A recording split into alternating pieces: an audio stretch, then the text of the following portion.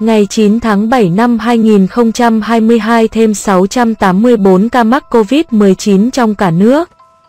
Bản tin phòng chống dịch COVID-19 ngày 9 tháng 7 của Bộ Y tế cho biết ca mắc mới COVID-19 giảm xuống còn 684 ca, ít hơn 116 ca so với hôm qua.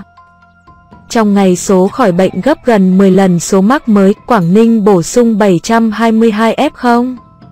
Kể từ đầu dịch đến nay, Việt Nam có 10.754.348 ca nhiễm, đứng thứ 12 phần 227 quốc gia và vùng lãnh thổ. Trong khi với tỷ lệ số ca nhiễm 1 triệu dân, Việt Nam đứng thứ 112 phần 227 quốc gia và vùng lãnh thổ, bình quân cứ 1 triệu người có 108.521 ca nhiễm.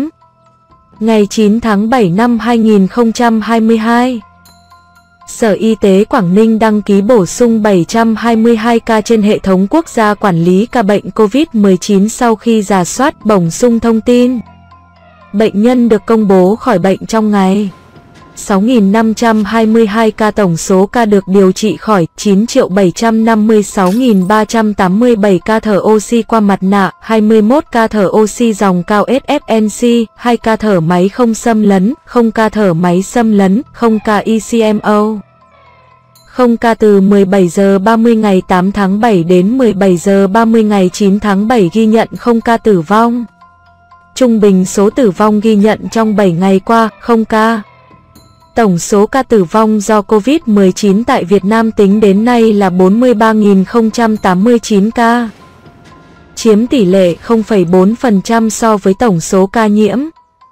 Tổng số ca tử vong xếp thứ 24 phần 227 vùng lãnh thổ, số ca tử vong trên 1 triệu dân xếp thứ 134 phần 227 quốc gia, vùng lãnh thổ trên thế giới. So với châu Á, tổng số ca tử vong xếp thứ 6 phần 49, xếp thứ 3 ASEAN, tử vong trên 1 triệu dân xếp thứ 27 phần 49 quốc gia, vùng lãnh thổ châu Á, xếp thứ 5 ASEAN. Trong ngày 8 tháng 7 có 323.219 liều vaccine phòng COVID-19 được tiêm.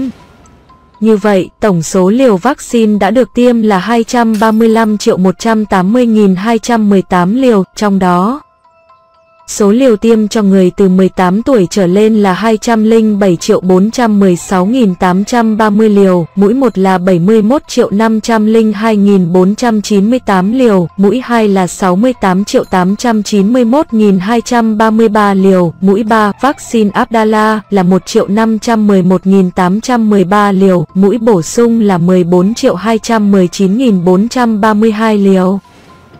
Mũi nhắc lại lần 1 là 46.237.243 liều, mũi nhắc lại lần 2 là 5.054.611 liều. Số liều tiêm cho trẻ từ 12 đến 17 tuổi là 18.713.049 liều, mũi 1 là 9.003.437 liều, mũi 2 là 8.657.759 liều. Mũi nhắc lại lần 1 là 1.051.853 liều. Số liều tiêm cho trẻ từ 5 tháng 11 tuổi là 9.050.339 liều, mũi 1 là 6.370.259 liều, mũi 2 là 2.680.080 liều. Trên thế giới, cả thế giới có 559.866.656 ca nhiễm. Trong đó 532.854.697 ca khỏi bệnh, 6.371.773 ca tử vong và 20.640.186 ca đang điều trị, 37.830 ca diễn biến nặng. Trong ngày số ca nhiễm của thế giới tăng 1.058.747 ca, tử vong tăng 2.329 ca.